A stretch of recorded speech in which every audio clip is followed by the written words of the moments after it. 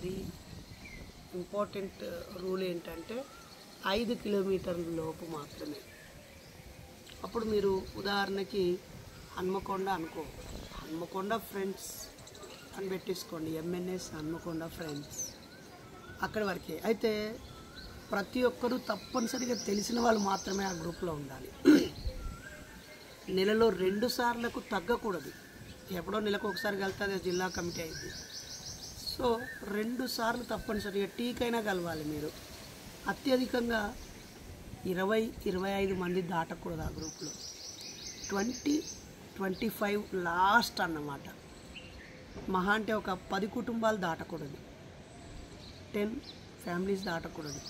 అందులో భార్య భర్త ఇద్దరి వాట్సాప్ గ్రూప్ కూడా అందులోనే ఉండాలి. ఎందుకంటే భర్తకు తెలియకుండా భార్య, భార్యకు తెలియకుండా భర్త ఉండాల్సిన రహస్య సంఘం కాదు ఇది. ఒక దశలో భార్యాభర్తల మధ్య చిన్న చిన్న చికాకులున్న ఆ గ్రూపు మనల్ని కలిపేదిగా ఉండాలి. అదొక కౌన్సిలింగ్ సెంటర్గా, ఒక యాక్టివిటీ క్లబ్ లాగా రాష్ట్రంలో, దేశంలో, మన చుట్టూ ఉన్న విషయాల్లో, సమాజంకు సంబంధించిన చాలా విషయాలని అందులో చర్చ పెట్టుకోవచ్చు. అందరి అభిప్రాయాలు తెలుసుకోవచ్చు, కూర్చొని ముచ్చట్లు పెట్టుకోవచ్చు.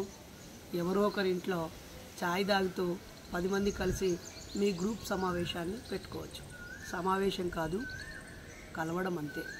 ఒకటి మీరు కలిసి ఫంక్షన్స్కి వెళ్ళొచ్చు, కలిసి మన సభలు సమావేశాలకు రావచ్చు, కలిసి మీరే ఏదైనా టూర్కి వెళ్ళొచ్చు, సాటర్డే వీకెండ్స్లో పార్కులకు వెళ్ళొచ్చు, లేదా ఎవరింటికైనా వెళ్ళి కాసేపు గడపవచ్చు.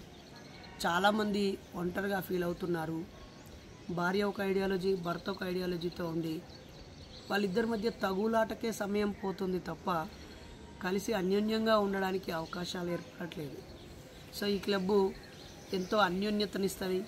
మీకు ఏర్పడకుండానే మీ సమయం, మీ విరామ సమయం ఫోన్లో నుంచి మనుషుల్లోకి, టీవీలో నుంచి కుటుంబాల్లోకి, టైంపాస్లో నుంచి అర్థవంతమైన విషయాల వైపు, మీలో మానసిక ఉల్లాసాన్ని, స్నేహం యొక్క మాధుర్యాన్ని ఆస్వాదిస్తూ వేర్వేరు కుటుంబాల మధ్య స్నేహ సంబంధాలు పెరుగుతూ మీ వ్యక్తిత్వం పెంపొందుతుంది, మీ కుటుంబం ఆర్థికంగా అభివృద్ధి చెందుతుంది, మీ పిల్లలకు మంచి స్నేహితులు లభిస్తారు. అలాగే మీ ఇంట్లో మహిళలకి ఒక ఓదార్పు, తోడ్పాటు అందుతుంది.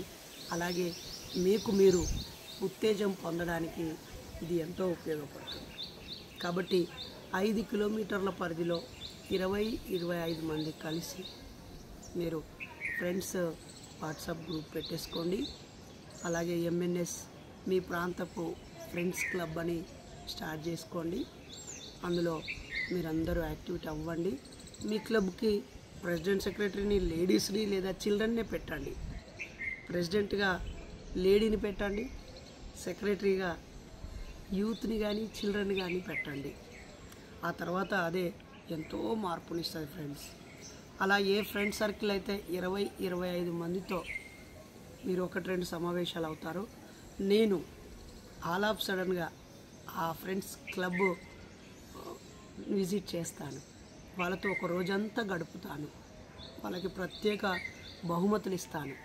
అలాగే ఈ 20 మందిని మంచి పుస్తకాలని చిన్న లైబ్రరీస్గా కూడా ఓన్లీ 100 బుక్స్ లైబ్రరీని పెట్టుకుందాము. అలాగే విజ్ఞాన యాత్రలు, విహార యాత్రలు పెట్టుకుందాం. ఓకేనా ఫ్రెండ్స్? చిన్న చిన్న గుంపులే మహా విస్ఫోటనం అవుతాయి.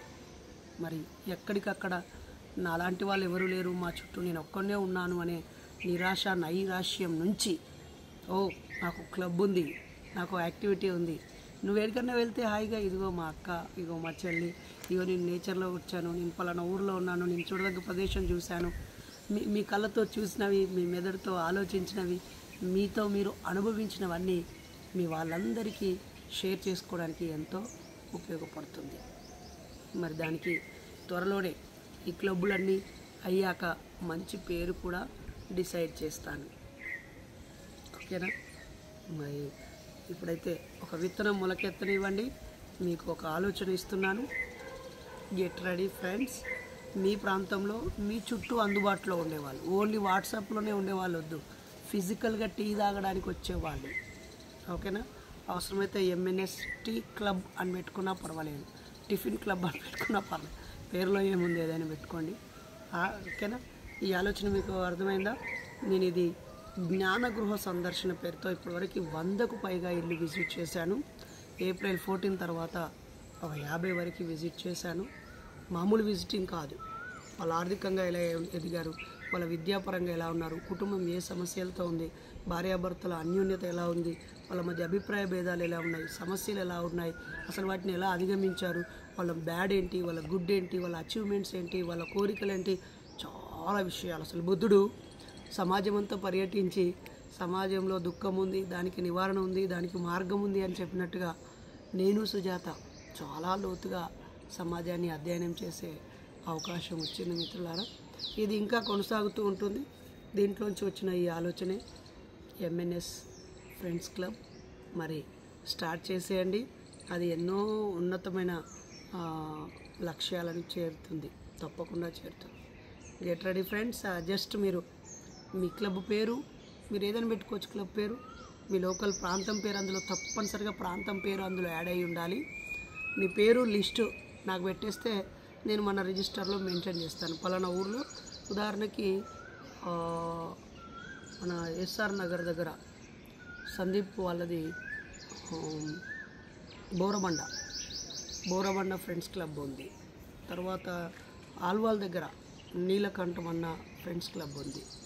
అలాగే అచ్యుత్ వాళ్ళది బోడుప్పల్ ఫ్రెండ్స్ క్లబ్ ఉంది.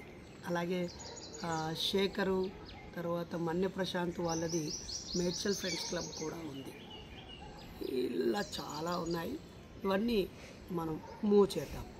ఓకేనా ఫ్రెండ్స్? Thank you. ఇట్లు మీ డాక్టర్ బైర్ నరేష్. మర్చిపోకండి, మీ ప్రాంతం నుంచి 5 కిలోమీటర్ల పరిధిలోనే ఉండాలి. 10 మంది ఉంటే మీరు క్లబ్ స్టార్ట్ చేయొచ్చు. 10 నుంచి 25 లాస్ట్, 25 దాటొద్దు. ఓకేనా? భార్యాభర్తలు ఇద్దరు ఇందులో యాడ్ అయ్యే ప్రయత్నం చేయాలి. ఆలోచించండి, ఆచరణలో పెట్టండి. మరిన్ని సలహాలు సూచనలతో నేను ఒక మంచి వ్యాసం రాసి మీకు పెడతాను. Thank you. ఇట్లు మీ డాక్టర్ బైర్ నరేష్.